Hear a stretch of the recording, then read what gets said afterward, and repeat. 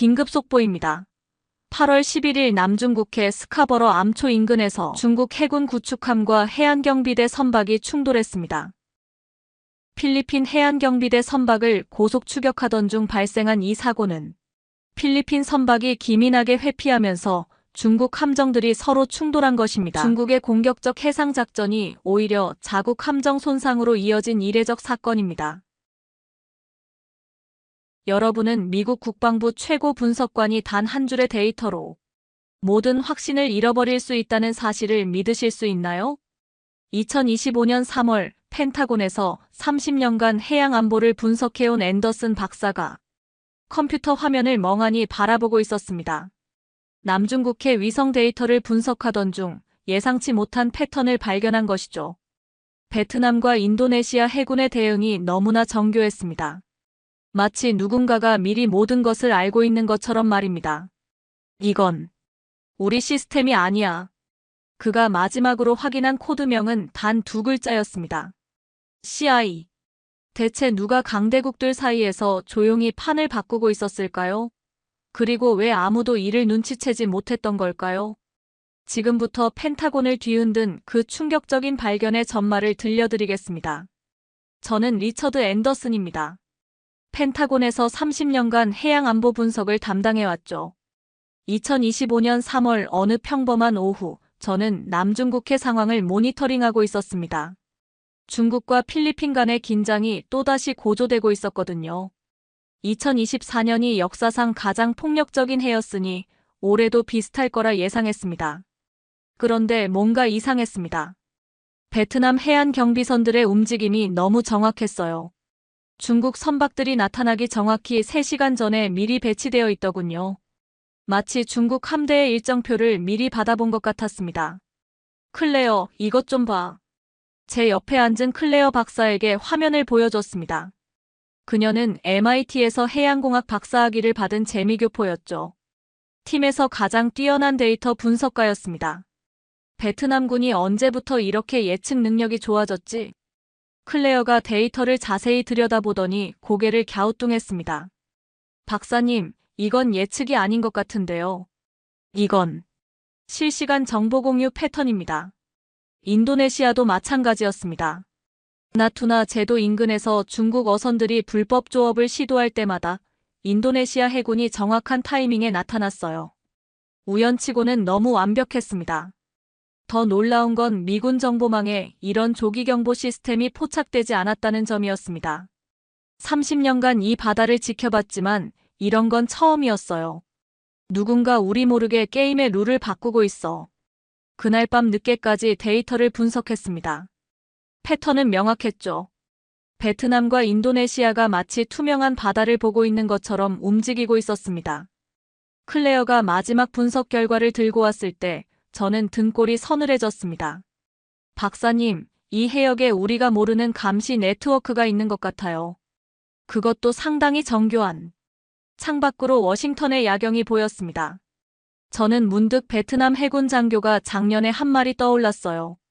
미국도 중국도 아닌 곳에서 도움이 온다면 어떨까요? 그때는 그냥 넘어갔는데 이제 와서 생각해보니 의미심장한 말이었습니다. 우리가 놓친 조력자가 있다.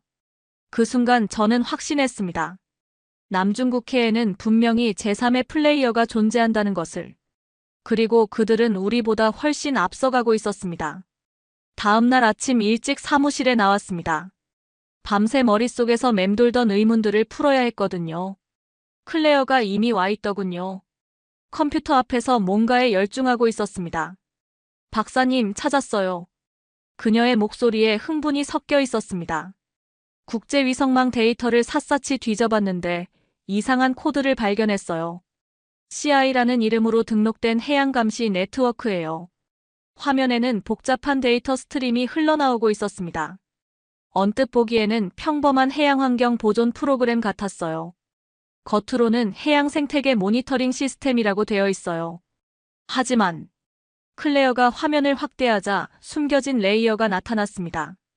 주파수 패턴과 레이더 주기를 보세요. 이건 환경보호가 아니라 군사용 감시 알고리즘입니다. 저는 숨을 멈췄습니다. 민간 위장 뒤에 숨겨진 이 정교한 시스템은 누구 작품일까요? 데이터 송신 출처를 역추적해 볼 수 있어?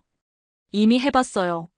하지만 중계 서버가 여러 층으로 되어 있어서 최종 출처는 암호화되어 있고요. 그런데 한 가지 단서가 있었습니다. 시스템의 설계 방식이 너무나 체계적이고 논리적이었어요. 마치 오랜 경험을 가진 군사 전략가가 설계한 것 같았습니다. 이걸 만든 건 학자가 아니야. 무슨 뜻이에요? 이건 현장을 아는 사람이 만든 거야. 실제로 해상 전투를 경험해본 전략가 말이야. 오후에 들어온 추가 정보는 더욱 놀라웠습니다. CI 시스템은 단순한 감시망이 아니었어요.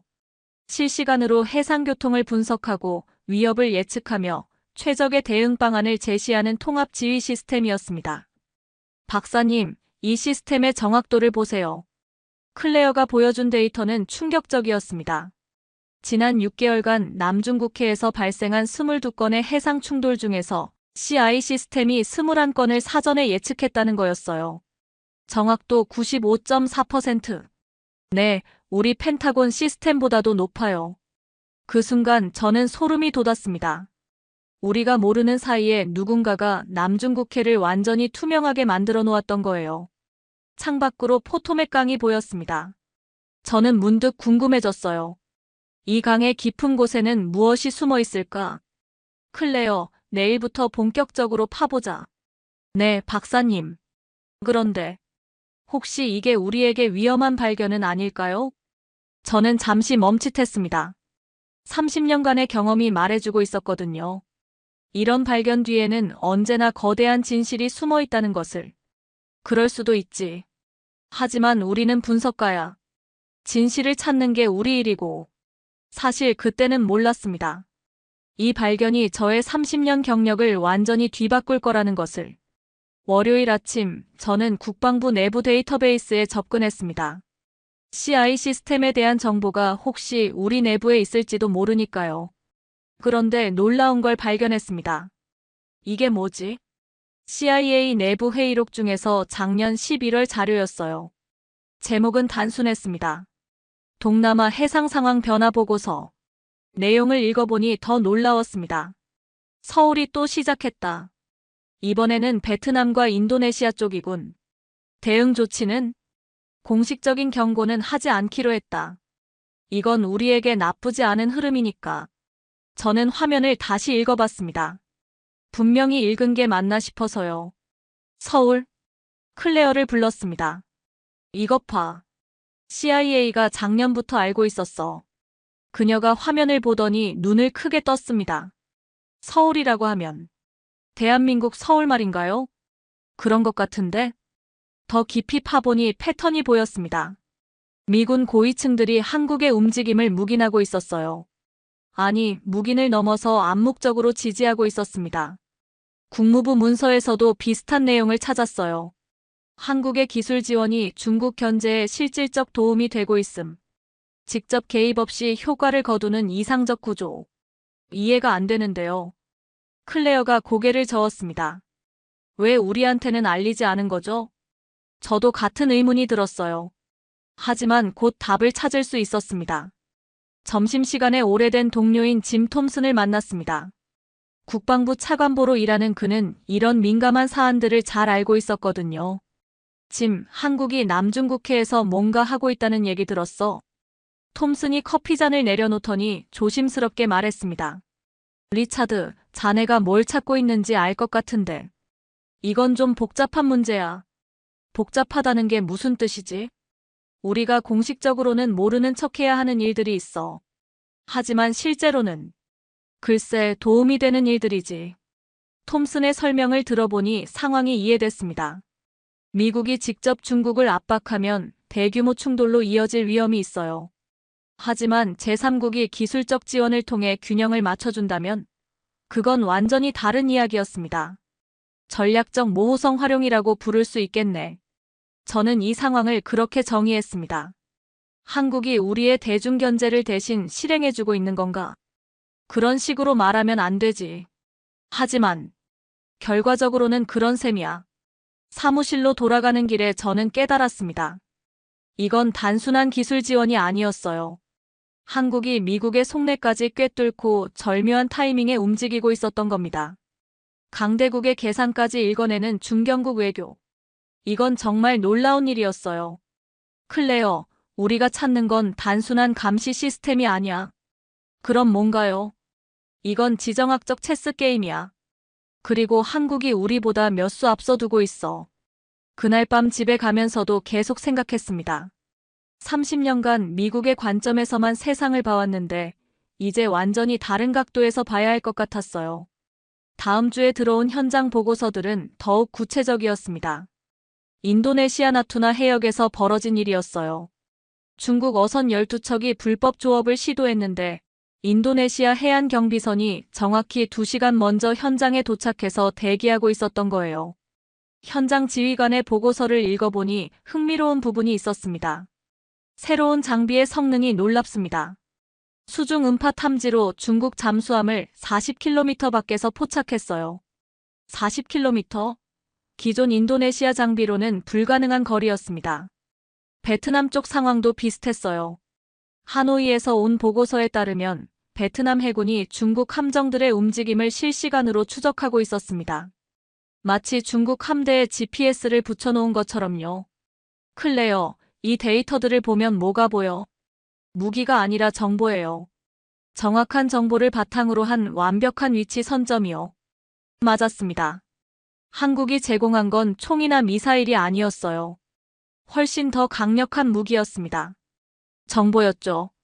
실제 충돌 없이도 전장을 장악할 수 있는 방법. 누구도 죽이지 않으면서 상대방을 압박할 수 있는 기술.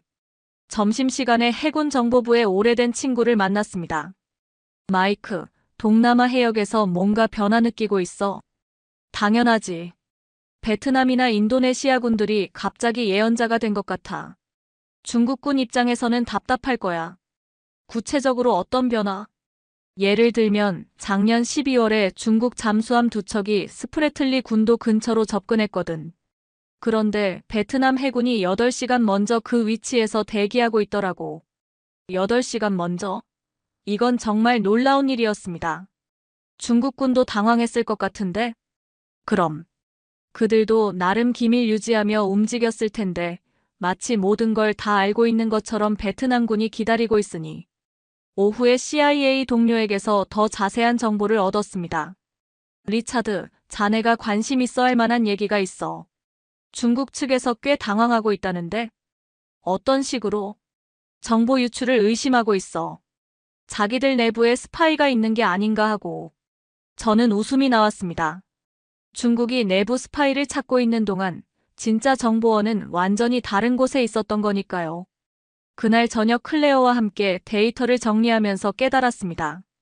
이건 무기보다 무서운 감시망이야. 어떤 의미에서요? 총을 쏘면 전쟁이 시작되지만 이건 전쟁 없이 상대방을 무력화시켜.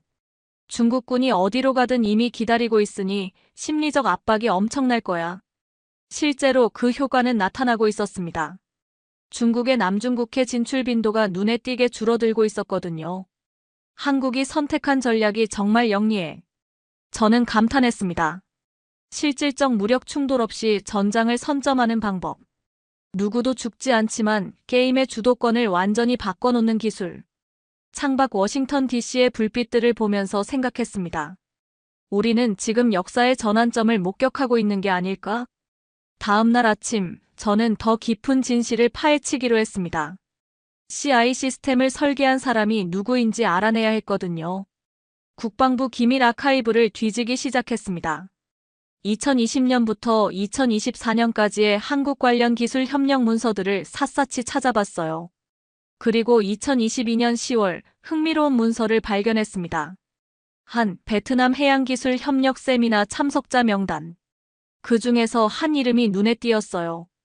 김대호 박사. 전 한국 해군 대령 출신으로 현재는 민간해양기술연구소장이라고 되어 있었습니다. 더 파보니 놀라운 이력이 나왔습니다. 이 사람은 1990년대부터 한국 해군의 해상감시 체계 구축을 담당했던 핵심 인물이었어요. 2010년에 전역한 후 민간기술연구소를 설립했고 최근 몇 년간 동남아시아 각국과 기술 교류를 활발히 해왔다는 거였습니다. 클레어, 이 사람을 좀 봐. 그녀가 화면을 보더니 휘파람을 불었습니다. 와, 이 사람 이력이 정말 화려하네요. 해군 정보전 전문가의 해양공학 박사까지. 더 중요한 건 그의 최근 행적이었어요. 2023년부터 베트남 하노이와 인도네시아 자카르타를 수차례 방문했고 현지에서 해양안전 기술 세미나를 개최했다는 기록이 있었습니다. 이론이 아니라 실전 경험을 바탕으로 한 시스템이구나. 한국 언론 보도도 찾았습니다. 작년 5월 한국경제신문 기사였어요. 김대호 박사 동남아 해양안전 기술 전수. 평화로운 바다 만들기 프로젝트 추진. 기사 내용은 순수해 보였어요. 하지만 저는 이제 그 이면을 알고 있었습니다. 오후에 한국 관련 전문가인 스탠포드 대학의 박진수 교수와 화상통화를 했습니다. 교수님, 김대호라는 분을 아시나요? 물론이죠. 한국 해군의 전설적인 인물이에요. 특히 해상정보전 분야에서는 타의 추종을 불허하는 실력자였죠. 어떤 면에서 그렇게 유명한가요? 이분이 1990년대에 개발한 해상감시 시스템이 한국 해군의 기본 골격이 되었어요. 특히 서해와 동해에서 북한 잠수함을 탐지하는 네트워크를 구축한 주역이죠. 저는 소름이 돋았습니다. 북한 잠수함을 잡던 기술을 이제 남중국해에서 중국 잠수함 추적에 활용하고 있었던 거예요. 그런데 궁금한 게 있는데요. 박 교수가 말했습니다. 왜 갑자기 김 박사에 대해 관심을 가지시는 거죠? 그냥 한국의 해양 기술에 대해 연구하고 있어서요. 사실은 말할 수 없었죠. 이 모든 게 기밀 사안이었으니까요. 통화를 끝내고 클레어에게 말했습니다. 이제 퍼즐이 맞춰지고 있어. 어떻게요? 김대호라는 사람이 설계한 시스템을 베트남과 인도네시아가 운용하고 있는 거야. 그런데 한국 정부는 민간 기술 교류라고 포장했고, 그럼 한국 정부도 공식적으로는 모르는 척하는 건가요? 정확해. 이 정도면 완벽한 사일런트 오퍼레이션이지. 그날 밤 집으로 가면서 생각했습니다. 이건 정말 기가 막힌 전략이었어요. 정부 차원의 공식 지원은 아니지만 핵심 인물이 민간 자격으로 움직이면서 실질적 효과를 거두고 있었던 거예요. 누가 했는지는 모두 아는데 아무도 증명할 수 없다는 완벽한 회색지대 전략. 이게 바로 한국식 정보전의 미학이었습니다. 주말이 지나고 월요일 아침 저는 충격적인 소식을 들었습니다. 국무부에서 공식 성명을 발표했거든요. 한국은 남중국해 분쟁에서 중립을 유지해야 하며 일방적인 기술 지원은 지역 안정에 도움이 되지 않는다. 표면적으로는 한국을 견제하는 발언이었습니다. 하지만 저는 이제 이런 발언의 이면을 알고 있었어요. 짐 톰슨과의 대화에서 힌트를 얻었거든요. 점심시간에 톰슨을 다시 만났습니다. 짐, 국무부 성명 봤어. 그런데 정말 한국을 견제하려는 거야? 톰슨이 의미심장하게 웃었습니다. 리차드, 외교라는 게 그렇게 단순하지 않아. 공개적으로 하는 말과 실제로 하는 행동은 다를 수 있거든. 무슨 뜻이지? 우리 해군도 CI 데이터를 일부 활용하고 있어. 저는 깜짝 놀랐습니다. 정말이야? 칠함대 정보부에서 남중국해 작전 계획 수립할 때 참고하고 있다고 하더라. 정확도가 워낙 높아서. 이건 정말 모순적인 상황이었어요. 공식적으로는 한국을 견제한다고 하면서 뒤로는 한국이 제공하는 정보를 쓰고 있었던 거예요. 오후에 클레어와 함께 미군 내부 데이터를 분석해봤습니다. 박사님, 정말 이상해요. 칠함대 작전실에서 CI 시스템 접속 기록이 있어요. 언제부터? 작년 9월부터요. 거의 매일 접속하고 있어요. 더 파보니 놀라운 사실을 발견했습니다. 미 태평양 함대 사령부에서도 CI 데이터를 정기적으로 다운로드하고 있었어요. 이건 완전히 이중적인 태도네. 그때 제 이메일로 메시지가 하나 왔습니다. 펜타곤 고위층에서 보낸 내부 회람이었어요. 남중국해 상황 분석 시 다양한 정보원 활용 권장. 단, 정보 출처는 공개하지 말 것. 저는 웃음이 나왔습니다. 이렇게 노골적일 수가 있나 싶어서요. 클레어, 이게 바로 양면 전략이야. 어떤 의미에서요? 공식적으로는 견제하지만 실제로는 활용한다. 한국의 전략을 비난하면서도 그 혜택은 누리고 있는 거지. 저녁에 해군대학 시절 동기인 빌 러셀과 전화통화를 했습니다. 그는 현재 태평양 함대 정보참모로 일하고 있었거든요. 빌 남중국해에서 뭔가 정보 품질이 좋아졌다는 얘기 들었는데, 맞아. 요즘 중국군 움직임을 실시간으로 추적할 수 있어. 예전과는 완전히 차원이 다르지. 정보 출처가 어디야? 잠시 침묵이 흘렀습니다. 리차드, 자네도 알다시피 그런 건 말할 수 없어. 하지만 동맹국들의 기여가 크다고는 말할 수 있겠네. 동맹국들의 기여. 결국 한국을 가리키는 말이었죠. 그날 밤 집에서 상황을 정리해봤습니다. 미국의 입장은 이런 거였어요. 중국을 견제하고 싶지만 직접적인 군사 충돌은 피하고 싶다. 그런데 한국이 기술적 지원을 통해 이 딜레마를 해결해주고 있다. 공식적으로는 모른 척하지만 실제로는 그 혜택을 누리고 있는 거죠. 이건 정말 기가 막힌 구조야. 미국조차 한국의 설계에 올라타고 있는 모순적 상황. 한국의 전략이 불가침지대가 되어버린 거예요. 다음 날 아침 클레어에게 말했습니다. 우리가 목격하고 있는 건 새로운 형태의 동맹관계야. 어떤 의미에서요? 공식적인 군사동맹은 아니지만 실질적으로는 더 깊은 협력이 이루어지고 있어. 한국이 미국이 할 수 없는 일을 대신해주고 미국은 그걸 묵인하면서 혜택을 누리고 있지. 그럼 한국 입장에서는 어떤 이익이 있는 거죠? 지역 영향력 확대와 기술력 과시, 또 그에 따른 안정적인 수출 증대.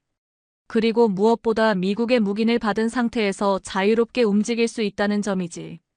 창밖으로 보이는 포토맥 강을 바라보며 생각했습니다. 물 위로는 평화로운 모습이지만 물 밑에서는 복잡한 흐름들이 얽혀 있는 것처럼 국제정치도 겉과 속이 다른 거구나. 3월 마지막 주 남중국해에서 큰 사건이 터졌습니다. 중국 해군이 스프래틀리 군도 근처에서 대규모 해상훈련을 실시한다고 발표했어요. 구축함 4척과 잠수함 2척이 투입되는 규모였습니다. 이에 대해 베트남과 필리핀이 강하게 반발했죠. 특히 베트남은 자국 해군을 긴급 출동시켰어요. 이번엔 정말 충돌이 일어날 수도 있겠는데? 클레어가 걱정스럽게 말했습니다. 저도 같은 생각이었어요. 이런 대치 상황에서는 작은 실수 하나가 큰 분쟁으로 이어질 수 있거든요. 그런데 놀라운 일이 벌어졌습니다. 중국 함대가 훈련 해역에 도착하기 6시간 전에 베트남 해군이 이미 그 주변 해역에 배치되어 있었어요. 마치 중국의 훈련 계획을 미리 알고 있었던 것처럼 말입니다. 더 놀라운 건 인도네시아의 대응이었어요. 나투나 해역에서 중국 해안 경비함들이 어선들과 함께 접근해 왔는데 인도네시아 해군이 정확한 차단 위치에서 대기하고 있었거든요. 이건 우연이 아니야. 저는 확신했습니다. 오전 10시쯤 긴급 상황실에서 실시간 상황을 모니터링했어요. 중국 함대와 베트남 함대가 불과 5km 거리에서 대치하고 있었습니다. 바로 그때였어요. 베트남 함대에서 중국 잠수함의 정확한 위치를 실시간으로 추적하고 있다는 보고가 들어왔습니다. 수중에 숨어있던 중국 잠수함 2척의 위치를 정확히 파악하고 있었던 거예요. 어떻게 그렇게 정확하게 알 수 있지? 상황실의 다른 분석관이 의아해했습니다. 저는 답을 알고 있었어요. CI 시스템의 수중 음파 탐지 네트워크였죠. 오후 2시경 더욱 극적인 상황이 벌어졌습니다. 중국 해안 경비함이 베트남 어선에 접근해 위협적인 행동을 보였는데 그 순간 베트남 해군 함정이 정확히 중간 지점에 나타났어요. 마치 모든 상황을 예측하고 최적의 위치에서 대기하고 있었던 것 같았습니다. 결국 중국 함대는 계획했던 훈련을 중단하고 철수했어요. 베트남의 대응이 너무나 완벽했거든요. 이게 바로 실전에서 입증된 거야. 저는 클레어에게 말했습니다. CI 시스템이 실제 위기 상황에서 인명피해를 방지한 거네요. 맞았습니다. 만약 베트남이 중국 함대의 움직임을 예측하지 못했다면 우발적 충돌이 일어날 수 있었어요. 하지만 완벽한 정보 덕분에 사전에 적절한 대응 위치를 잡을 수 있었던 거죠. 저녁에 해군 정보부에서 온 보고서를 읽어보니 더욱 놀라웠습니다. 베트남 해군의 대응이 교과서적이었습니다. 마치 상대방의 다음 수를 미리 알고 있는 것 같았어요. 중국 측도 당황한 기색이 역력했습니다. 자신들의 기밀 작전이 모두 노출된 것 같은 반응을 보였거든요. 그날 밤 집에 가면서 생각했습니다. 이건 단순한 기술의 승리가 아니었어요. 전쟁을 막은 기술 외교의 승리였습니다. 총을 쏘지 않고도 상대방을 압도할 수 있다는 걸 보여준 거예요. 정보의 우위로 평화를 지켜낸 완벽한 사례였죠. 한국이 설계한 시스템이 실제로 전쟁을 막았어. 30년간 해양 안보를 담당해오면서 이런 완벽한 위기 관리는 처음 봤어요. 4월 첫째 주 화요일 아침, 제가 사무실에 도착하자마자 클레어가 달려왔습니다. 박사님, 큰일 났어요. 무슨 일이야? 독일 슈피겔 매거진에서 특종 기사를 냈어요. CI에 대해서요. 제 심장이 쿵 내려앉았습니다. 우리가 몇 주째 조사해온 내용이 언론에 노출된 거였어요. 클레어가 보여준 기사 제목은 충격적이었습니다. 남중국해에 숨겨진 감시망, 한국이 설계한 군사 시스템의 정체. 기사 내용을 읽어보니 우리가 파악한 내용과 거의 일치했어요. CI로 알려진 이 시스템은 겉으로는 해양환경 보호 프로그램으로 포장되어 있지만 실제로는 정교한 군사용 감시 네트워크다. 한국의 전직 해군 장교가 설계한 이 시스템은 베트남과 인도네시아의 해상, 작전 능력을 혁신적으로 향상시켰다. 어떻게 독일 기자가 이런 정보를 입수했을까요? 오전 10시에 긴급 브리핑이 소집되었습니다. 국방부 고위층들이 모두 모였어요. 이 보도의 사실관계는 어떻게 되는가? 국방장관이 물었습니다.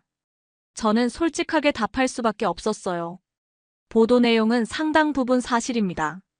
다만 우리도 최근에 파악한 내용이고 한국 정부의 공식 개입 여부는 확인되지 않았습니다. 그럼 이 시스템이 정말 존재한다는 얘기인가? 네, 그렇습니다. 브리핑실에 무거운 침묵이 흘렀어요. 점심시간에 톰슨과 만났습니다. 그의 표정이 복잡해 보였어요. 짐, 이번 보도에 대해서 어떻게 생각해? 글쎄, 예상보다 빨리 터진 감이 있어. 하지만 언젠가는 공개될 수밖에 없었던 일이지. 우리 입장이 좀 곤란해지는 거 아니야? 톰슨이 고개를 저었습니다. 오히려 좋을 수도 있어. 이제 공개적으로 논의할 수 있게 됐잖아. 오후에 백악관에서 긴급 성명이 발표되었습니다. 한국의 남중국해 기술 지원에 대해서는 논평을 거부한다. 다만 모든 국가는 국제법에 따라 행동해야 한다는 기본 원칙을 재확인한다. 논평 거부? 이것도 의미심장한 반응이었어요. 국무부 대변인 브리핑에서 기자들이 쏟아내는 질문들을 받습니다. 미국이 한국의 이런 활동을 알고 있었나? 논평할 수 없습니다. CI 시스템 데이터를 미군이 활용하고 있다는 것이 사실인가? 그런 보도에 대해서는 확인해 드릴 수 없습니다. 저는 이 모든 반응에서 패턴을 읽을 수 있었어요. 부인하지 않는다는 것. 이건 사실상 인정한다는 뜻이었죠. 저녁에 클레어와 함께 뉴스를 봤습니다. CNN에서도 이 소식을 다루고 있었어요. 한국 정부는 이에 대해서 어떤 반응을 보였나요? 서울에서는 정부 차원의 공식 지원은 없었다는 입장을 밝혔습니다. 다만 민간 기술 교류는 정당한 외교 활동이라고 강조했습니다. 민간 기술 교류. 완벽한 방어막이었어요. 클레어, 봤지? 한국 정부도 완벽하게 대응하고 있어. 네, 정말 치밀하게 준비된 것 같아요. 그날 밤 집에 가면서 깨달았습니다. 이번 폭로는 우연이 아닐 수도 있다는 것을.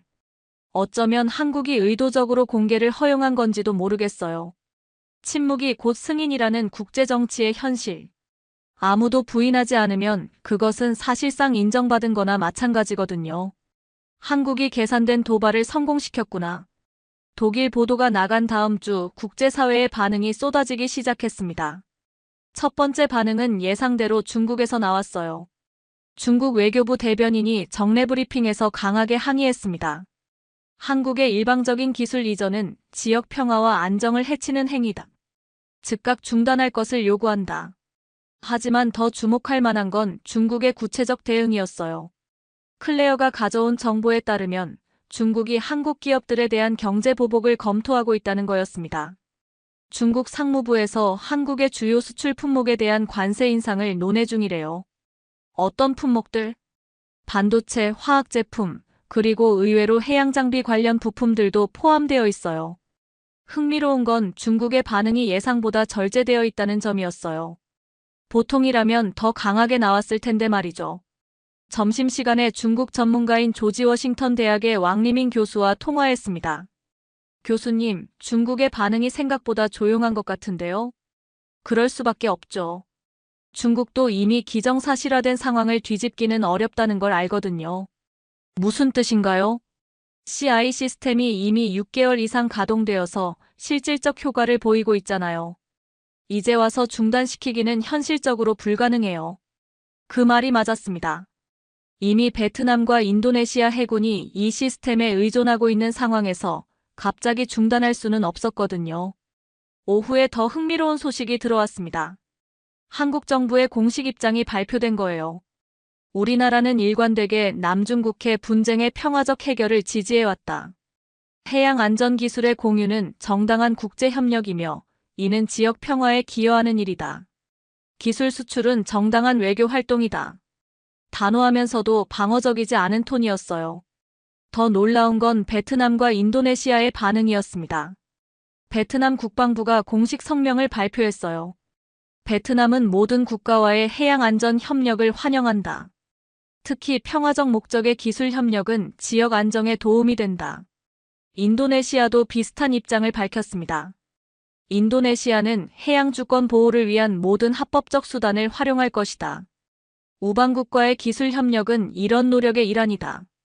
두 나라 모두 한국 기술 지속 도입 의사를 분명히 한 거예요. 저는 이 상황이 정말 흥미로웠습니다. 클레어, 봤어? 압박에도 흔들리지 않고 있어. 정말 대단해요. 중국의 위협에도 불구하고 자신들의 입장을 고수하고 있네요. 그날 저녁 뉴스에서 더욱 놀라운 장면을 봤습니다. 베트남 총리가 국회 연설에서 이렇게 말한 거예요.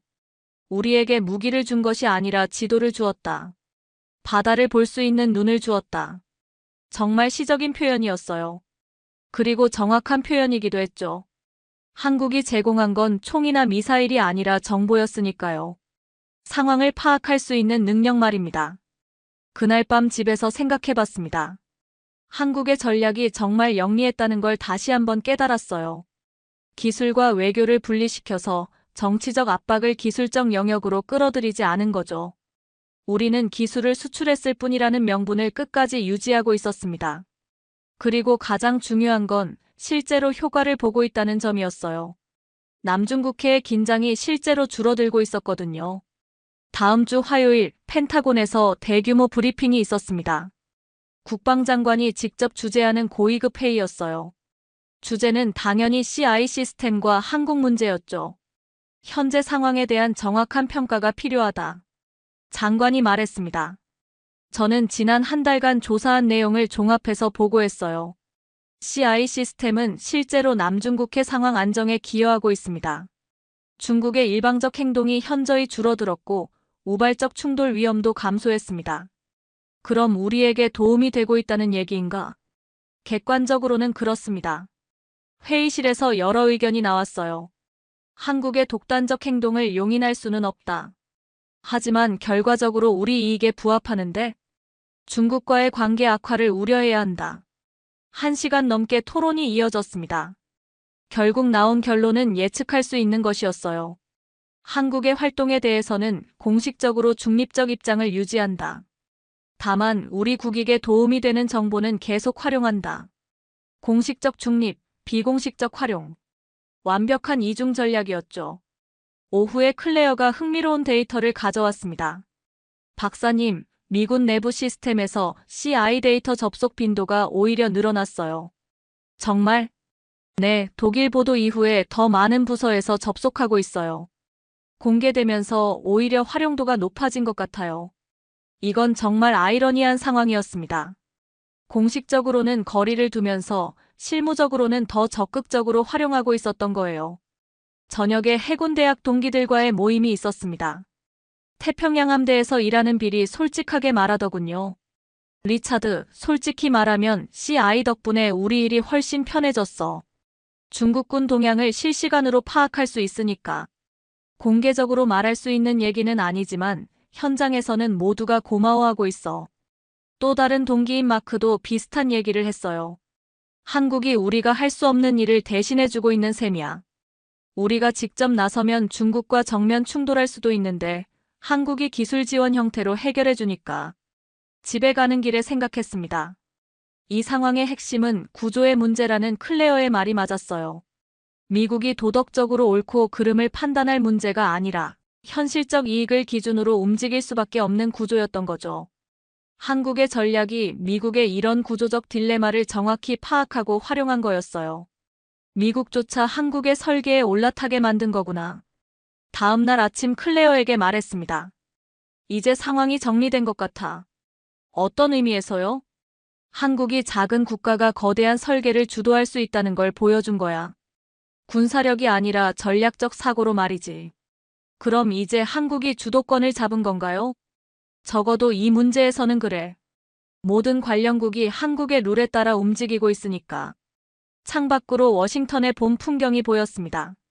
벚꽃이 막 피기 시작하고 있었어요. 새로운 계절의 시작처럼 국제 정치에도 새로운 패러다임이 시작되고 있는 것 같았습니다. 5월 첫째 주 정말 놀라운 소식이 들어왔습니다. 나토에서 CI 시스템에 대한 공식 평가 보고서를 발표한 거예요. 제목부터 인상적이었습니다. 21세기 지정학적 억제 프레임워크 기술을 통한 평화 유지. 보고서 내용은 더욱 놀라웠어요. CI 시스템은 전통적 군사 억제와는 완전히 다른 새로운 형태의 안보 모델을 제시하고 있다. 무력을 사용하지 않고도 지역 안정을 달성할 수 있음을 실증한 혁신적 사례다. 나토까지 한국의 전략을 공식 인정한 거였습니다. 클레어가 더 자세한 분석 자료를 가져왔어요. 박사님, 나토 보고서에서 CI를 지정학적 억제 프레임워크라고 명명했어요. 프레임워크라는 표현이 흥미롭네. 네, 단순한 기술이 아니라 새로운 안보 패러다임으로 본다는 뜻인 것 같아요. 더 놀라운 소식은 오후에 들어왔습니다. 미국 정부에서 조용히 한국과 비공식 기술 교류 채널을 열었다는 거예요. 국무부 고위 관계자가 서울을 방문해서 한국 외교부와 비공개 회담을 가졌다고 했습니다. 공식적으로는 여전히 중립이지만 비공식적으로는 협력을 모색하고 있는 거네. 저는 상황을 정리했어요. 그런데 중국의 반응이 더욱 흥미로웠습니다. 중국 외교부에서 공식 성명을 발표했거든요. 한국은 더 이상 남중국해 문제에서 중립국이 아니다. 영내 균형을 깨트리는 행위에 대해서는 상응하는 조치를 취할 것이다. 이 성명의 의미는 명확했어요. 중국이 한국을 공식적으로 상대방으로 규정한 거였죠. 하지만 한국의 대응은 더욱 놀라웠습니다. 한국 외교부 대변인이 정례 브리핑에서 이렇게 답했거든요. 우리는 기술로 협력합니다. 그것이 우리의 방식입니다. 단순하지만 강력한 메시지였어요. 저녁에 국제정치학 교수인 친구 데이비드와 저녁을 먹으면서 이야기했습니다. 데이비드, 이 상황을 어떻게 봐? 정말 흥미로운 케이스야. 한국이 새로운 형태의 세력 균형을 만들어내고 있어. 어떤 의미에서? 전통적으로는 군사력으로 균형을 맞췄는데 이제는 정보력과 기술력으로 균형을 맞추고 있거든. 그것도 한국이 중심이 되어서. 데이비드의 분석이 정확했어요. 한국이 국제룰을 바꾸고 있는 거야. 저는 깨달았습니다. 맞아. 작은 국가도 전략적 사고로 큰 흐름을 만들 수 있다는 걸 보여주고 있어. 그날 밤 집에서 지난 2달을 정리해봤습니다. 처음에는 단순한 해상 감시 시스템인 줄 알았는데 이제 보니 완전히 다른 차원의 이야기였어요. 한국이 지정학의 축을 바꾸고 있었던 거죠. 서울을 중심으로 한 새로운 협력 네트워크가 형성되고 있었습니다. 서울, 하노이, 자카르타를 잇는 새로운 삼각축. 이건 기존의 미, 중 대립구도와는 완전히 다른 패러다임이었어요. 지정학의 중심이 이동하고 있구나. 30년간 워싱턴에서 세계를 바라보며 일해왔는데 이제는 다른 각도에서 봐야 할 것 같았습니다. 5월 둘째 주에 정말 역사적인 사건이 일어났습니다. 아세안 특별 정상회의가 자카르타에서 열렸는데 한국, 베트남, 인도네시아 3국이 새로운 해양협력체 창설을 공식 발표한 거예요. 명칭은 평화로운 바다를 위한 기술협력체였습니다. 한국 대통령이 화상으로 참여해서 직접 발표했어요. 우리는 기술로 평화를 만들어 가겠습니다. 총이 아닌 지혜로, 위협이 아닌 협력으로 바다를 지키겠습니다. 정말 감동적인 연설이었어요. 더 놀라운 건 다른 아세안 국가들의 반응이었습니다. 말레이시아와 태국이 참관국 지위로 참여하겠다고 발표했거든요. 싱가포르도 기술협력 의사를 밝혔고요. 클레어, 이거 봐. 완전히 새로운 지역 질서가 만들어지고 있어. 정말 대단해요. 한국이 동남아시아 협력의 중심에 서게 된 거네요. 오후에 더욱 흥미로운 소식이 들어왔습니다. 일본이 이 협력체에 관심을 표명했다는 거예요. 일본 외무성에서 건설적 참여 방안을 검토하고 있다고 발표했습니다. 호주도 비슷한 입장을 밝혔어요. 영내 평화와 안정에 기여하는 모든 이니셔티브를 환영한다고 했습니다. 이제 정말 판이 완전히 바뀌는구나. 저는 감탄했습니다. 그날 저녁 펜타곤 고위층 브리핑에 참석했어요. 국방장관이 직접 질문했습니다. 앤더슨 박사, 이 새로운 협력체가 우리에게 미칠 영향을 어떻게 평가하나? 저는 신중하게 답했어요. 단기적으로는 우리 영향력이 상대적으로 줄어들 수 있습니다. 하지만 장기적으로는 중국 견제에 도움이 될 것으로 봅니다. 구체적으로 설명해보라. 한국 중심의 협력체가 중국의 일방적 확장을 효과적으로 억제하고 있습니다. 결과적으로 우리 전략 목표와 일치합니다. 브리핑이 끝나고 톰슨과 대화를 나눴습니다. 짐, 이 상황을 어떻게 봐? 솔직히 말하면 놀랍기도 하고 부럽기도 해. 한국이 우리보다 훨씬 영리하게 움직이고 있어. 영리하다는 게 어떤 의미야?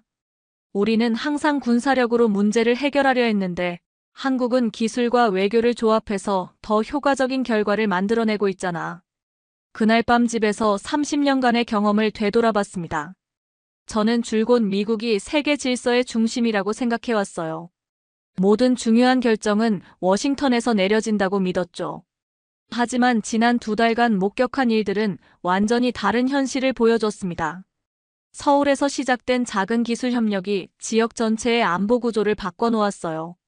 그것도 아무도 눈치채지 못하는 사이에 말입니다. 이건 중심의 이동이야. 단순히 세력 균형의 변화가 아니라 게임 룰 자체가 바뀐 거였어요. 미국과 중국이 군사력으로 대결하는 동안 한국은 기술과 지혜로 새로운 길을 만들어낸 거죠. 지정학의 축이 한반도를 지나가고 있구나. 정말 놀라운 깨달음이었습니다. 6월 첫째 주, 저는 중요한 결정을 내렸습니다. 직접 서울에 가서 CI 시스템의 실제 설계자를 만나보기로 한 거예요. 국방부에서 공식 승인을 받는 것은 복잡했지만 기술 동향 파악을 위한 연구 출장이라는 명목으로 허가를 받았습니다. 서울 도착 첫날, 저는 김대호 박사의 연구소를 방문했어요. 한강이 내려다 보이는 강남의 한 빌딩 20층에 위치한 조그만 연구소였습니다. 김 박사를 처음 만났을 때의 인상은 정말 강렬했어요. 60대 초반의 단정한 인상이었는데 눈빛에서 예리한 지성과 깊은 경험이 느껴졌습니다. 앤더슨 박사님, 멀리서 오시느라 고생하셨습니다. 김 박사님께서 설계하신 시스템에 대해 직접 듣고 싶어서 왔습니다. 김 박사가 미소를 지었어요. 시스템이라기보다는 철학에 가깝습니다. 철학이요? 네. 우리는 총을 쏘지 않습니다.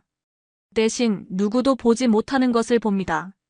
그의 설명을 들으면서 저는 완전히 새로운 관점을 얻게 되었어요. 전쟁은 정보의 비대칭에서 시작됩니다. 한쪽이 상대를 예측할 수 없을 때 공격하죠.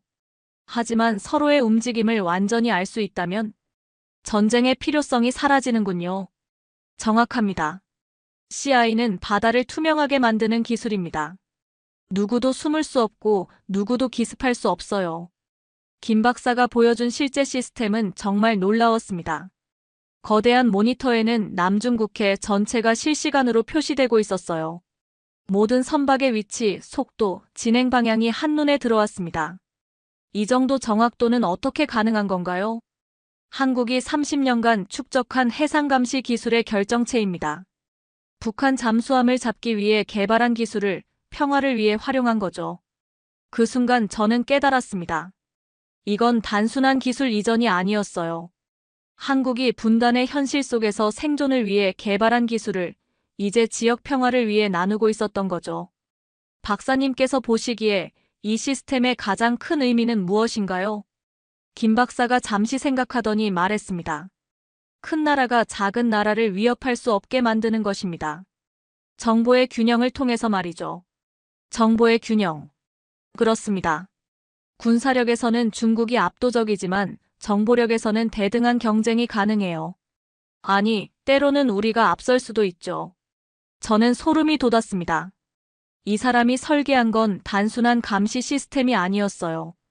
강대국과 중소국 간의 힘의 균형을 바꾸는 혁신적 도구였던 거죠.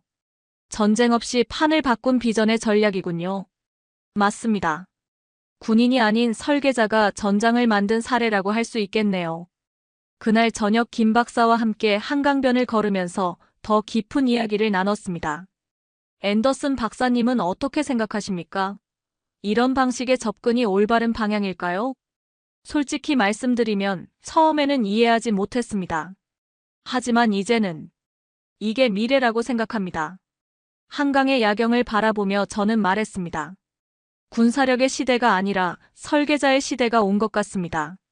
서울에서 돌아온 후 저는 완전히 달라진 관점으로 상황을 보게 되었습니다. 그동안 미국 중심으로만 생각해왔는데 이제는 훨씬 넓은 시각에서 국제정치를 볼 수 있게 되었어요. 저는 지난 3개월간의 경험을 바탕으로 보고서를 작성하기로 했습니다. 제목은 사일런트 파트너 중견국 외교의 새로운 패러다임이었어요. 이 보고서에서 저는 한국의 전략을 체계적으로 분석했습니다. 한국은 전통적인 동맹 관계의 틀을 넘어서서 새로운 형태의 국제협력 모델을 제시하고 있다. 군사적 개입 없이도 지역 안정을 달성할 수 있음을 실증한 혁신적 사례다. 이는 21세기 국제정치의 새로운 가능성을 보여주는 중요한 변화다. 보고서를 완성한 후 저는 펜타곤 고위층에게 브리핑을 했어요. 결론적으로 한국은 말없이 세계를 움직였습니다. 회의실이 조용해졌어요. 국방장관이 질문했습니다. 그럼 우리는 어떻게 대응해야 하나? 저는 이 사례를 긍정적으로 받아들여야 한다고 생각합니다. 한국이 개척한 방식을 우리도 참고할 필요가 있습니다. 구체적으로 전략의 시대입니다. 주먹보다 필요한 건 설계도라는 것을 한국이 증명했습니다. 브리핑이 끝나고 몇 달 후 놀라운 일이 일어났습니다. 미국 의회에서 제가 작성한 보고서를 사례 연구로 공식 채택한 거예요. 하원 외교위원회에서 중견국 외교 전략 연구라는 제목으로 공청회까지 열렸습니다. 앤더슨 박사의 연구는 21세기 국제정치의 새로운 패러다임을 제시하고 있다. 특히 한국 사례는 작은 국가도 전략적 사고로 큰 변화를 만들 수 있음을 보여준다. 정말 뿌듯한 순간이었어요. 하지만 가장 의미 있는 반응은 한국에서 왔습니다. 김대호 박사에게서 이메일이 왔거든요. 앤더슨 박사님, 보고서 잘 읽었습니다. 우리의 작은 시도가 이렇게 큰 의미로 해석될 줄은 몰랐네요. 감사합니다. 저는 답장을 보냈어요. 박사님이야말로 새로운 길을 보여주셨습니다. 저는 그것을 기록했을 뿐입니다. 그해 연말, 더욱 놀라운 소식이 들어왔습니다. 스위스 제네바에서 열린 국제평화연구소 회의에서 CI 시스템이 평화기술 혁신상을 받았다는 거예요. 시상식에서 김대호 박사가 한 연설은 정말 감동적이었습니다. 우리는 증명했습니다. 기술이 전쟁을 위한 도구가 아니라 평화를 위한 도구가 될 수 있다는 것을. 작은 나라도 큰 꿈을 꿀 수 있고 그 꿈이 세상을 바꿀 수 있다는 것을. 그 연설을 보면서 저는 눈물이 날 뻔했어요. 30년간 군사 분석가로 일하면서 늘 갈등과 대립만 봐왔거든요. 하지만 한국의 사례는 완전히 다른 가능성을 보여줬습니다. 정말 대단한 사람들이야. 클레어와 함께 그 영상을 보면서 저는 말했습니다. 한국이 남긴 건 기술이 아니라 질서의 청사진이에요. 맞았습니다. CI 시스템 자체보다 더 중요한 건 그것이 보여준 새로운 접근 방식이었어요. 강대국의 시대가 아닌 설계자의 시대. 한국이 그 문을 연 거였죠. 그리고 무엇보다 감동적인 건 미국도 이제 이 사실을 공식적으로 인정하게 되었다는 점이었습니다. 미국도 인정한 한국의 지정학 전략 성공 사례. 이 한 문장이 모든 걸 말해주고 있었어요. 우리가 30년간 군사력으로만 해결하려 했던 문제를 한국은 지혜와 기술로 해결해냈던 거죠. 그날 밤 집에서 창밖을 바라보며 생각했습니다. 세상은 정말 빠르게 변하고 있구나. 그리고 그 변화를 주도하는 건 항상 예상치 못한 곳에서 나온다는 것을. 한국이라는 작은 나라에서 시작된 아이디어가 이제 전 세계의 표준이 되어가고 있었습니다. 1년이 지난 지금 저는 완전히 달라진 사람이 되었습니다. CI 시스템은 이제 아세안 표준 해양 감시 프로토콜로 채택되어 공식 운영되고 있어요. 말레이시아, 태국, 심지어 필리핀까지 이 시스템을 도입했습니다. 한국 기업들의 기술 수출도 급증했고요. 더 중요한 건 남중국해의 상황이 실제로 안정되었다는 점이에요. 지난 6개월간 중대한 해상 충돌은 한 건도 발생하지 않았습니다. 우발적 사고도 90% 이상 감소했어요. 정말 기적 같은 일이야. 저는 클레어에게 말했습니다. 오늘은 특별한 날입니다. 제가 펜타곤에서의 마지막 브리핑을 하는 날이거든요. 35년간의 공직 생활을 마무리하면서 후임자들에게 전하고 싶은 메시지가 있었어요. 여러분, 저는 이번 사례를 통해 중요한 교훈을 얻었습니다. 국제정치에는 정답이 없습니다. 하지만 더 나은 방향은 있습니다. 한국이 그것을 보여줬어요. 앞으로는 군사력만으로 문제를 해결하려 하지 말고 더 창의적인 접근을 시도해 보시기 바랍니다. 브리핑이 끝나고 톰슨이 개인적으로 얘기했습니다. 리차드, 자네 덕분에 우리도 많이 배웠어. 특히 한국을 보는 시각이 완전히 달라졌지. 그게 가장 뿌듯해. 우리가 놓치고 있던 부분을 발견할 수 있었으니까. 퇴직 후 저는 조지타운 대학교에서 21세기 국제정치와 기술 외교라는 강의를 맡게 되었어요. 첫 번째 강의에서 학생들에게 이렇게 말했습니다. 여러분이 기억해야 할 것은 이겁니다. 세상을 바꾸는 건 항상 큰 힘이 아닙니다. 작지만 지혜로운 아이디어가 세상을 바꿉니다. 한국이 보여준 것처럼요. 강의 후 한 학생이 질문했습니다. 교수님, 그럼 미래에는 어떤 나라가 세계를 이끌게 될까요? 저는 잠시 생각하고 답했습니다. 특정 나라가 이끄는 시대는 끝났을지도 모릅니다. 이제는 좋은 아이디어를 가진 나라, 현명한 전략을 구사하는 나라가 영향력을 발휘하는 시대가 올 것 같아요. 그리고 한국이 바로 그런 나라의 첫 번째 사례라고 생각합니다. 학생들이 고개를 끄덕였어요. 젊은 세대들은 이런 변화를 더 빨리 받아들이는 것 같았습니다. 그날 저녁집에서 클레어에게서 온 이메일을 읽었어요. 그녀는 지금 한국에서 연수를 받고 있거든요. 박사님, 서울에서 정말 많은 걸 배우고 있어요. 한국 사람들의 생각하는 방식이 우리와 많이 다르더라고요. 더 멀리, 더 깊게 보려고 노력하는 것 같아요.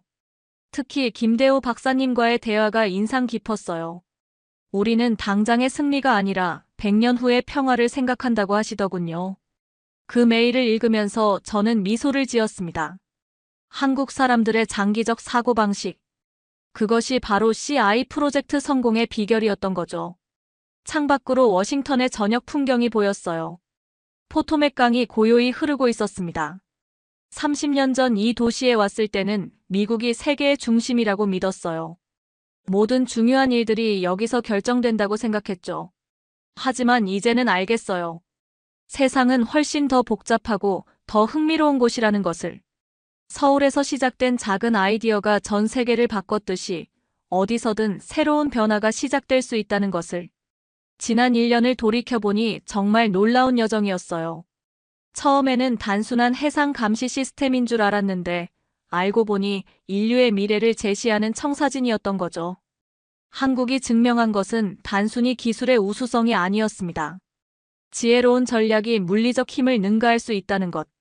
작은 나라도 세계 질서를 바꿀 수 있다는 것. 평화는 전쟁보다 강하다는 것. 이 모든 진리를 하나의 프로젝트로 보여준 거예요. 이건 끝이 아니야.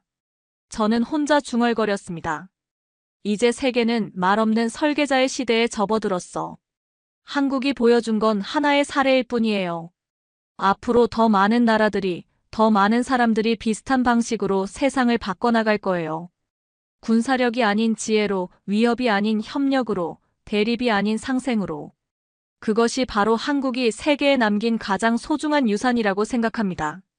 한국이 남긴 건 기술이 아니라 질서의 청사진이었습니다. 강대국의 시대가 아닌 설계자의 시대를 연 대한민국.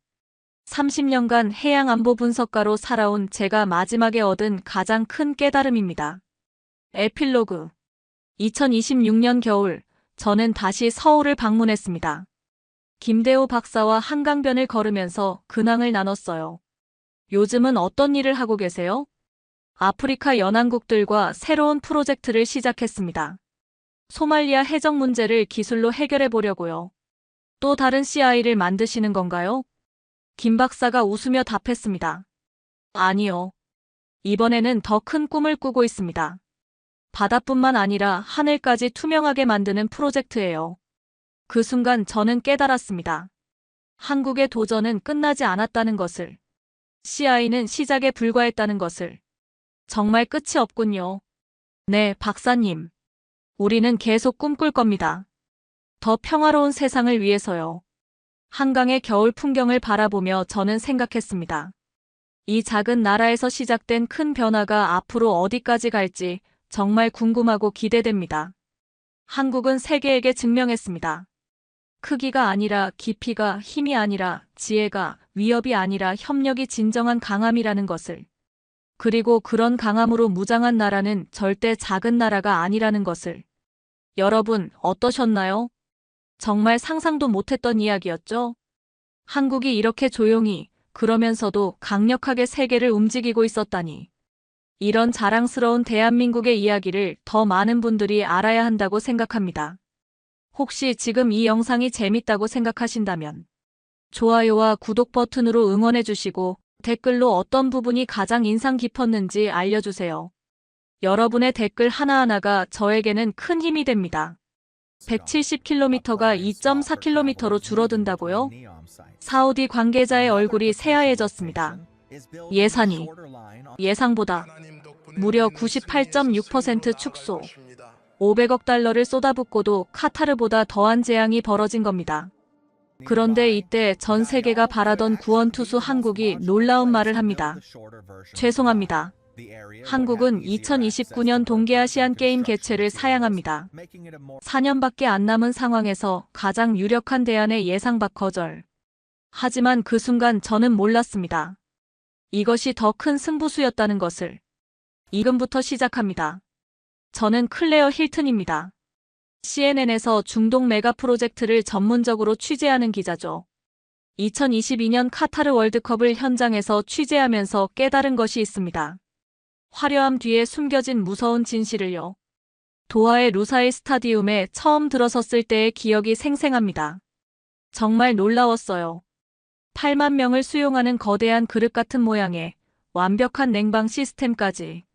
바깥 온도가 45도인데도 경기장 안은 22도를 유지하고 있었거든요. 와, 정말 대단하네요. 옆에 있던 독일 건축 전문가 하인츠 밀러가 말했습니다. 하지만 이 뒤에 숨겨진 비용을 아세요? 그의 설명을 듣고 저는 경악했습니다. 4만 명이 앉는 관중석 의자마다 개별 에어컨이 나오고 실외기는 무려 1km 떨어진 곳에 설치되어 있다는 거였어요. 그 냉각시설을 돌리기 위해 거대한 태양광 발전소까지 건설했다고 하더군요. 연간 운영비가 얼마나 될 것 같으세요? 하인츠가 물었습니다. 저는 감히 추측할 수도 없었어요. 한 경기장당 연간 200억 원은 좋게 들 겁니다. 8개 경기장이니까. 계산하기도 무서웠습니다. 그런데 더 충격적인 건 따로 있었어요. 스타디움 974를 봤을 때였습니다. 컨테이너 974개로 만든 경기장이라며 월드컵 후 해체해서 재활용할 수 있다고 자랑스럽게 소개하더군요. 하지만 실제로 보니 어이없었습니다. 저 컨테이너들 말이에요. 실제로 재활용 가능한 부분이 30%도 안 될 것 같아요. 현장 감독관이 솔직하게 말했습니다. 사람들이 다니는 통로, 계단, 지붕 구조물은 모두 별도 철골로 제작했거든요.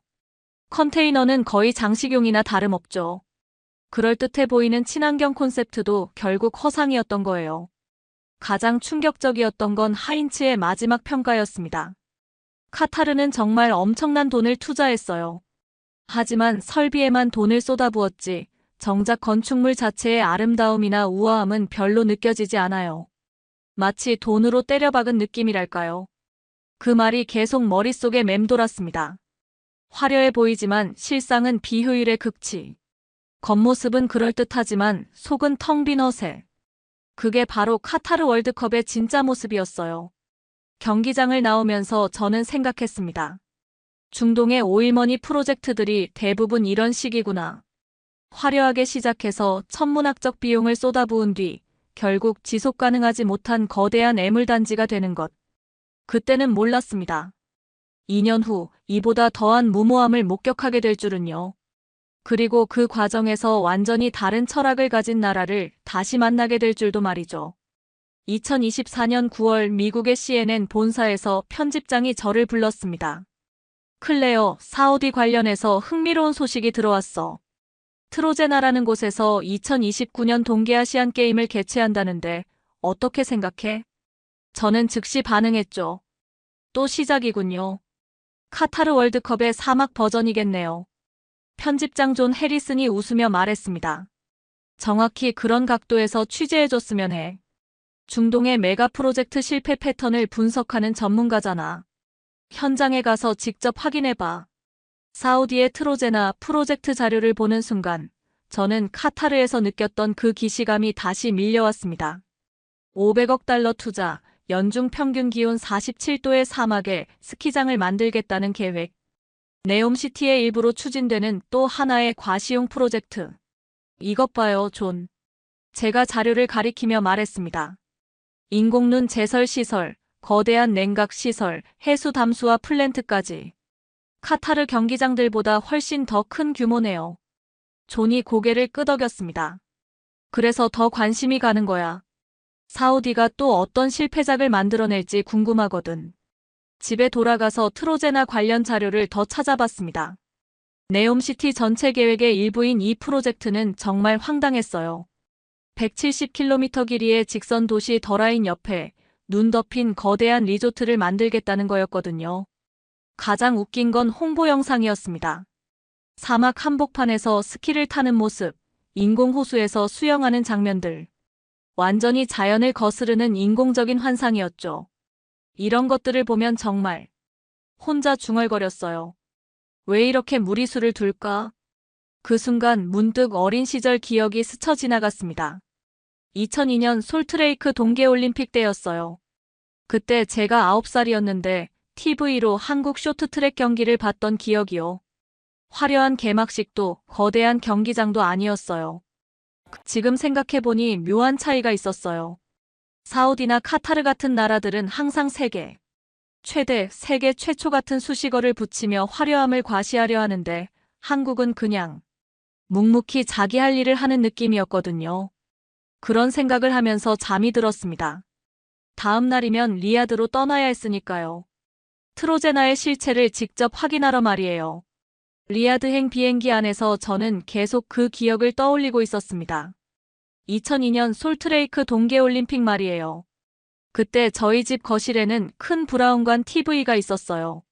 아버지가 스포츠를 무척 좋아하셔서 올림픽 기간 내내 TV를 틀어놓으셨거든요. 9살이었던 저는 피겨스케이팅이나 스키점프 같은 화려한 종목들에 더 관심이 있었는데 어느 날 쇼트트랙 경기가 나왔어요. 클레어, 이 경기 봐라. 정말 재미있을 거야. 아버지가 말씀하셨죠. 처음엔 그냥 빙글빙글 도는 경기 같아서 별로 흥미가 없었어요. 그런데 막상 보니 달랐습니다.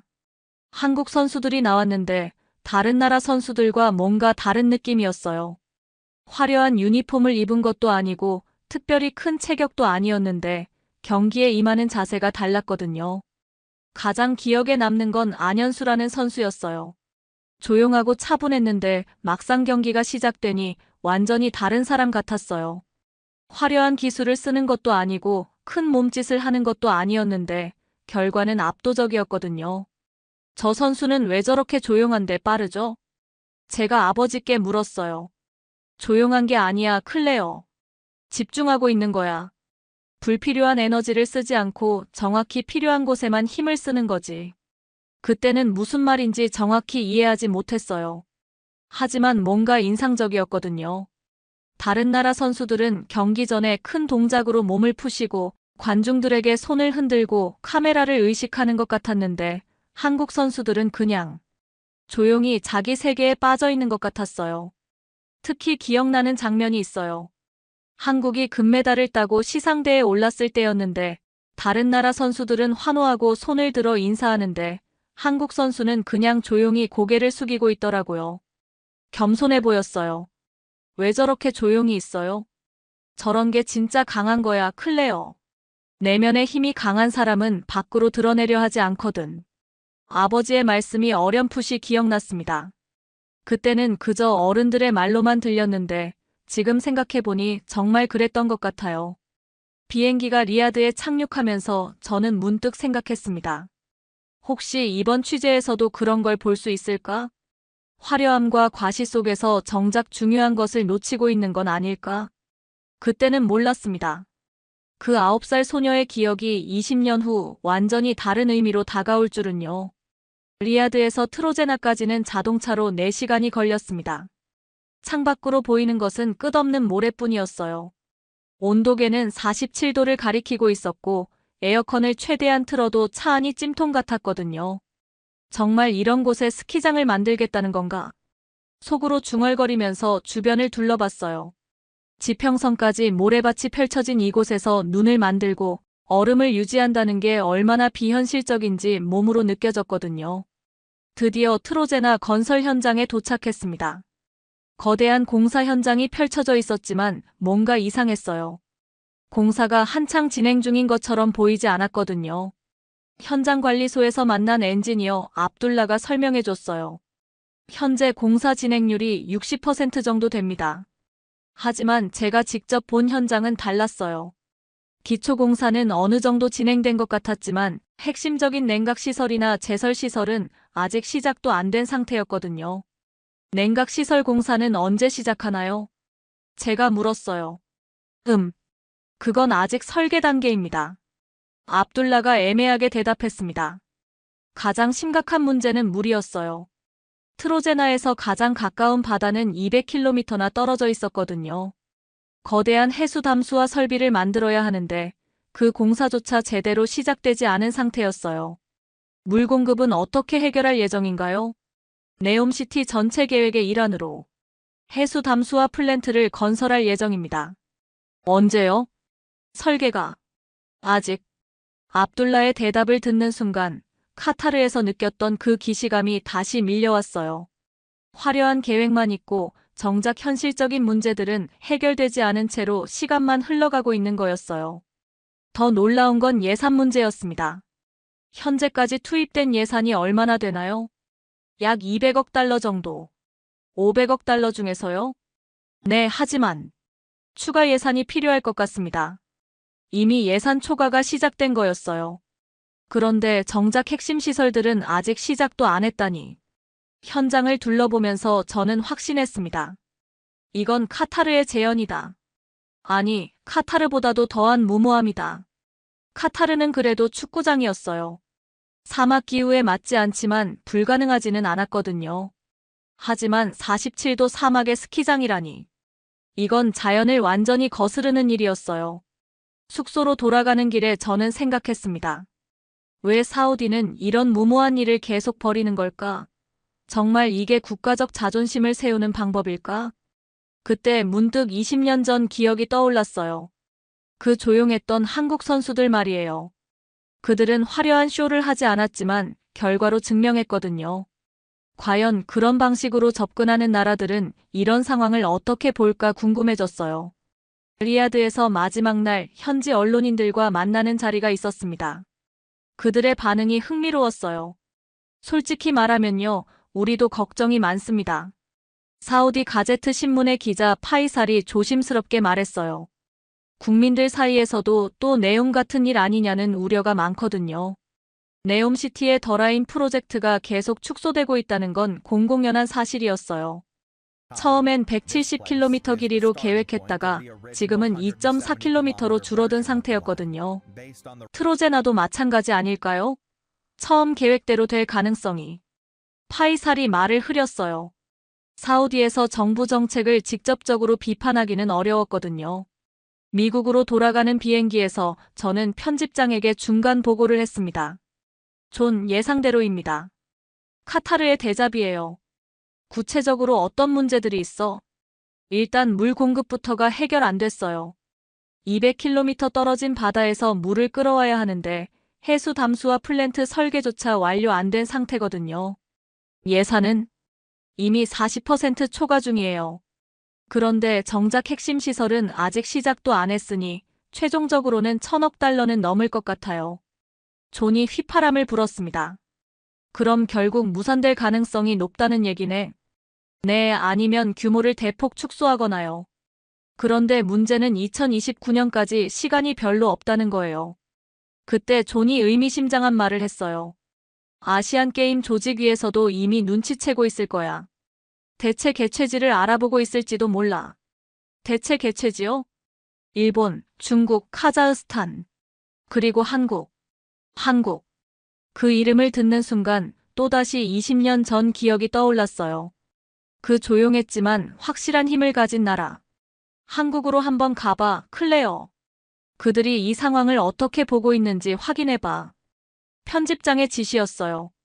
만약 트로제나가 정말 무산된다면 대체 개최지 중에서 가장 현실적인 선택지가 어디인지도 알아봐. 그날 밤 호텔에서 한국 관련 자료를 찾아봤어요. 2018년 평창 동계올림픽 성공 개최, 각종 국제 스포츠 대회 유치 경험, 체계적인 인프라. 흥미로운 건 한국의 접근 방식이었어요. 화려한 홍보나 과대 포장보다는 실제 준비 상황을 중심으로 어필하고 있더라고요. 사우디나 카타르와는 정반대의 스타일이었죠. 과연 그들은 이 상황을 어떻게 볼까? 호기심이 생겼어요.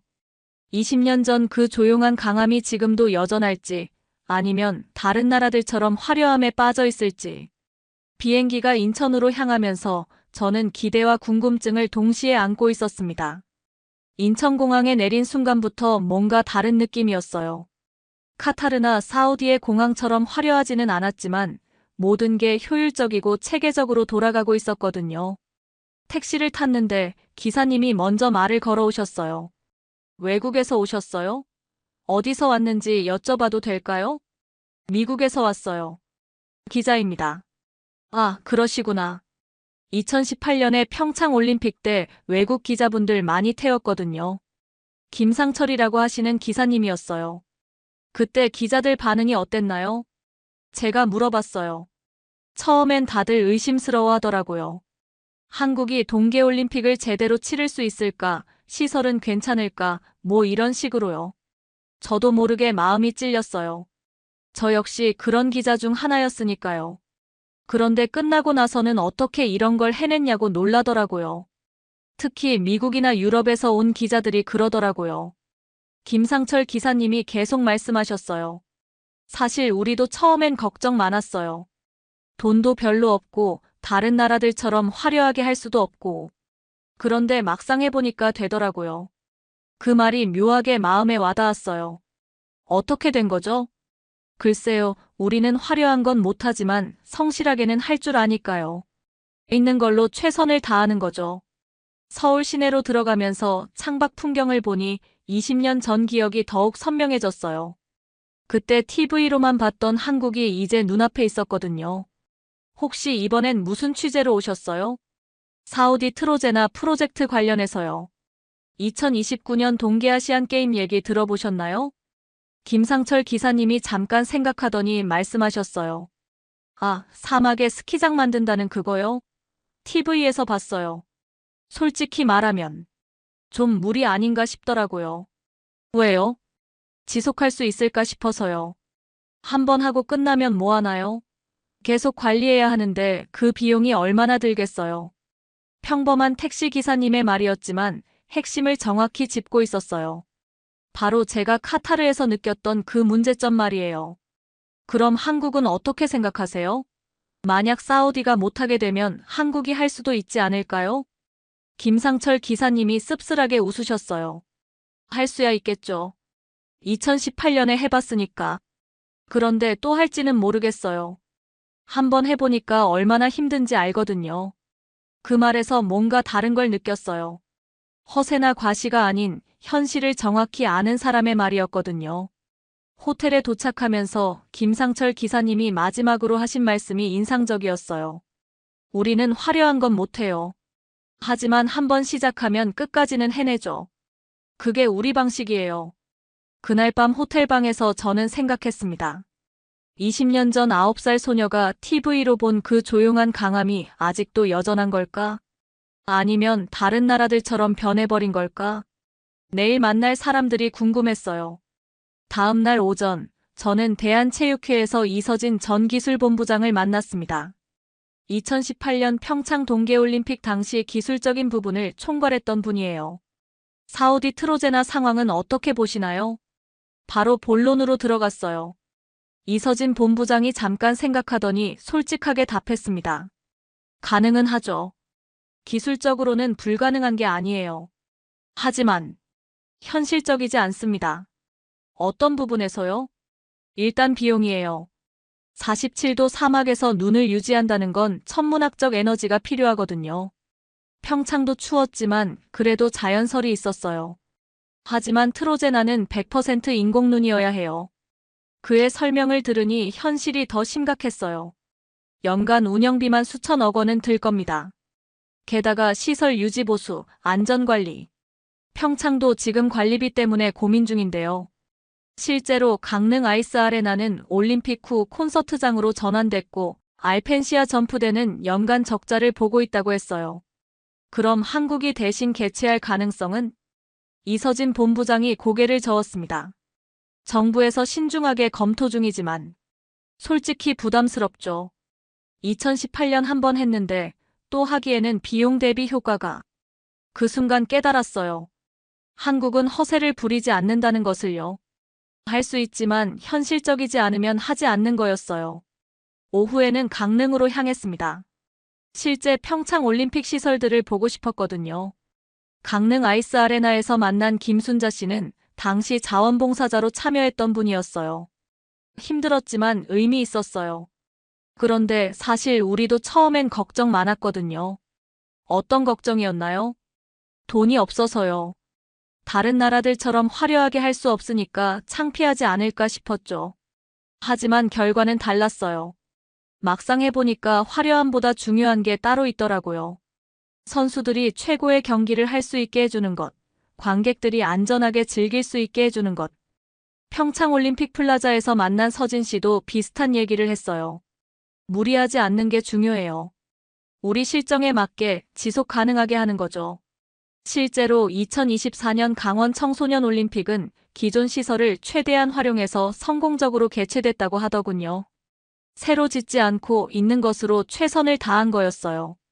사우디처럼 무리하면 나중에 후회해요. 우리는 그런 실수를 하지 않으려고 해요.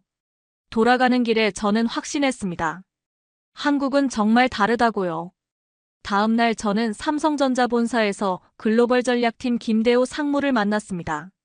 트로제나 관련해서 문의가 많이 들어오나요? 네, 냉각 시스템 쪽으로 많이 들어와요. 하지만 솔직히 말하면 직접 개최보다는 기술 수출 쪽이 더 매력적이죠. 김 상무의 말이 흥미로웠어요. 어떤 면에서요? 개최국이 누가 되든 극한 냉각 기술은 결국 우리 거를 써야 해요. 사우디든 일본이든 중국이든 말이에요. 시장은 더 커지는 거죠. LG화학에서 만난 박영수 연구소장도 비슷한 얘기를 했어요. 극한 기술은 사실상 우리가 독점하고 있어요. 영하 20도 이하에서도 작동하는 화학 소재, 급속 냉각 시스템. 이런 건 다른 나라에서 쉽게 따라할 수 없거든요. 그럼 개최는 남이 해도 상관없다는 건가요? 오히려 더 좋죠.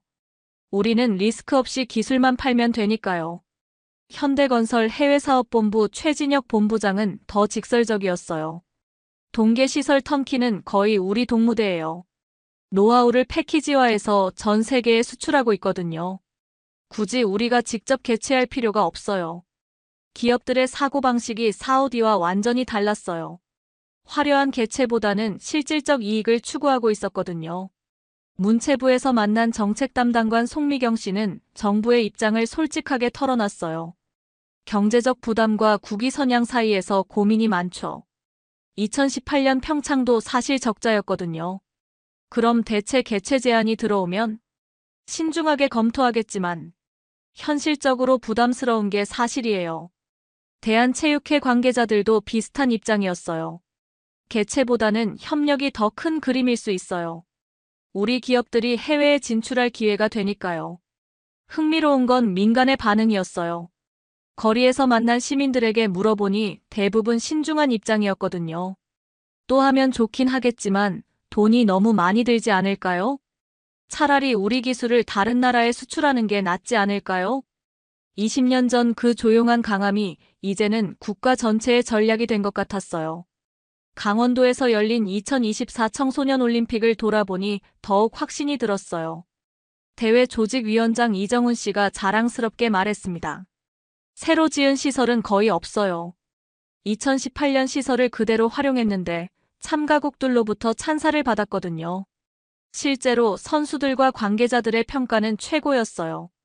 기존 유산을 잘 활용한 대회, 역대 가장 디지털화된 올림픽, 운영, 완벽했다, 효율적이고 체계적이었다.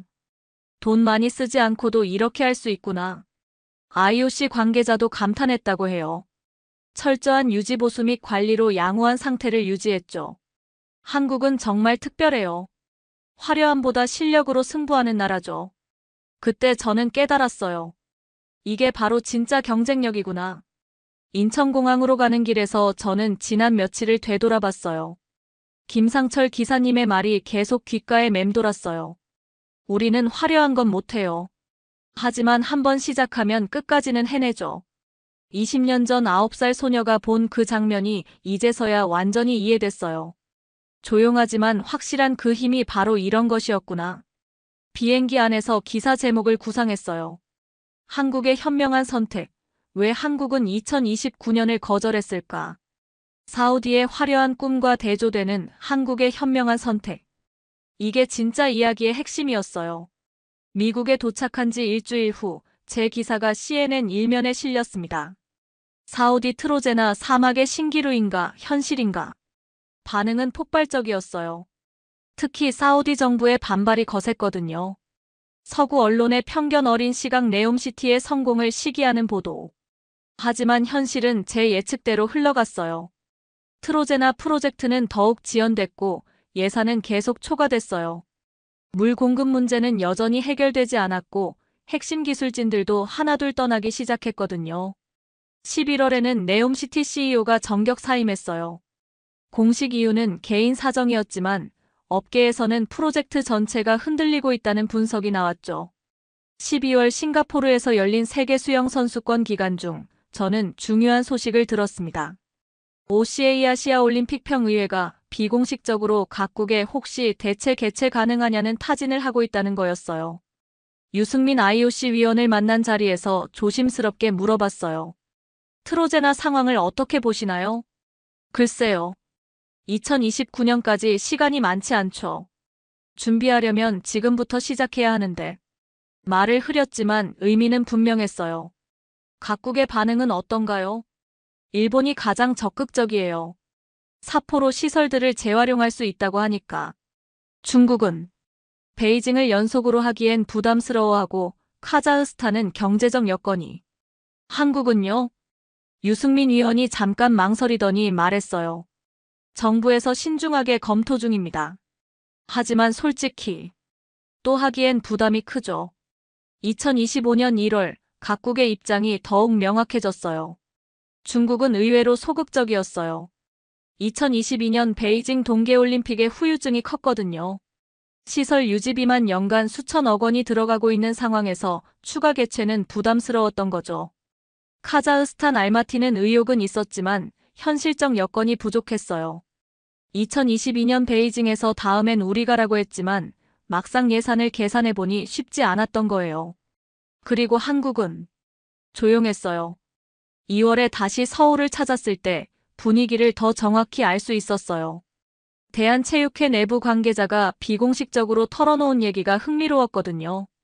직접 개최하면 3조 원은 들어가요. 게다가 연간 시설 관리비가 또 수백억씩. 하지만 기술 협력으로 가면 오히려 수조 원 규모의 수출 효과가 있거든요. 그럼 정부 입장은? 바보가 아닌 이상 뭘 선택할지 뻔하죠. 문체부 고위 관계자도 비슷한 얘기를 했어요. 개최국의 영광보다는 실질적 이익을 택하는 거죠. 어차피 핵심 기술은 우리 거 써야 하니까요. 기업들은 더 직설적이었어요. 일본이 개최하든 중국이 하든 카자흐스탄이 하든 우리한테는 오히려 좋아요. 리스크는 없으면서 기술 수출은 늘어나니까요. 새로운 협력 모델이 등장하고 있었어요. 사우디 입장에서도 나쁘지 않았죠. 검증된 한국 기술을 활용하면 성공 가능성이 높아지니까요. 4월 한국 정부의 비공식 입장을 들을 수 있었습니다. 2029년 동계아시안게임 대체 개최에 대해서는 정중히 사양하되 개최국에 대한 기술 협력은 적극 지원하겠다. 예상했던 결정이었지만 그 배경을 알고 보니 더욱 탁월한 선택이었어요. 문체부 담당관을 연결해 설명을 들었어요. 직접 개최 시 3조 원 투입에 연간 관리비 수백억 하지만 기술 협력 시 5조 원 규모 수출 효과. 무엇이 국익에 도움될지는 명확하죠. 기업들의 반응도 뜨거웠어요. 이제 전 세계 동계 시설이 우리 기술 없이는 안 되는 구조가 됐어요.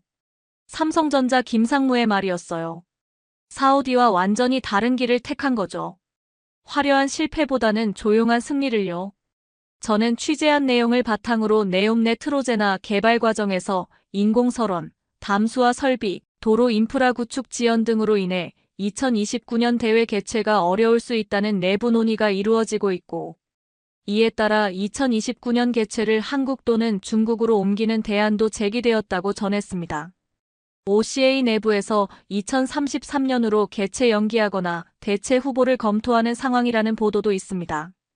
한국 측 공식 입장은 KS오시안 국체육올림픽위원회는 OCA로부터 공문을 받았고 사전 논의가 있었다는 사실을 인정했지만 공식적으로는 아직 어떠한 합의나 확답은 없었다는 입장입니다.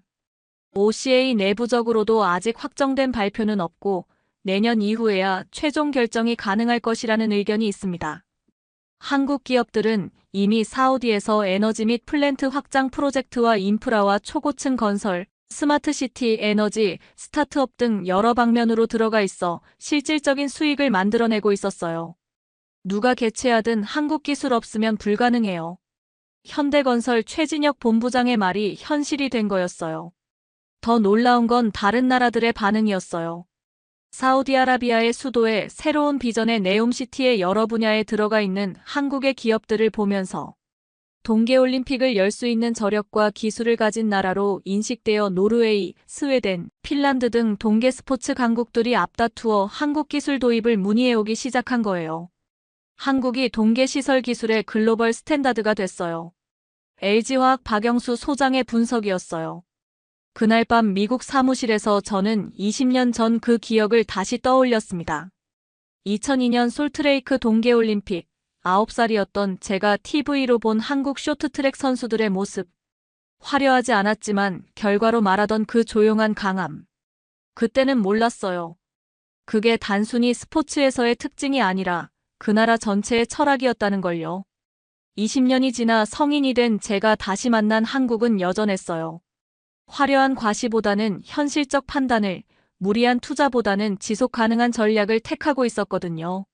사우디는 여전히 사막에서 꿈을 꾸고 있습니다. 500억 달러를 쏟아부어도 완성되지 않는 화려한 꿈을요. 하지만 진짜 승자는 따로 있었어요. 조용히 다른 길을 택한 나라, 화려한 실패 대신 현명한 성공을 선택한 그들 말이에요. 9살 소녀가 TV로 본 그 장면이 정답이었던 거죠. 진짜 강한 건 조용하다는 것, 내면의 힘이 강한 사람은 밖으로 드러내려 하지 않는다는 것. 그리고 그런 지혜가 20년이 지나 한 나라의 전략이 되어 전 세계를 조용히 바꿔놓고 있었습니다.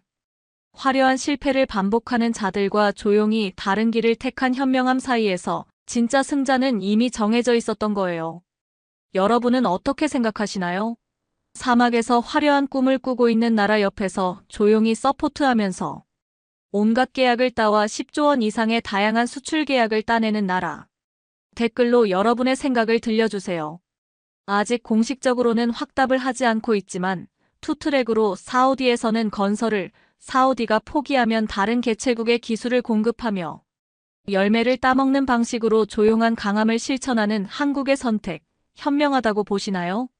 다음에는 또 어떤 한국의 숨겨진 지혜를 발견할 수 있을까요? 구독과 좋아요로 외국인이 보는 한국의 모습을 함께 하시기 바랍니다. 감사합니다.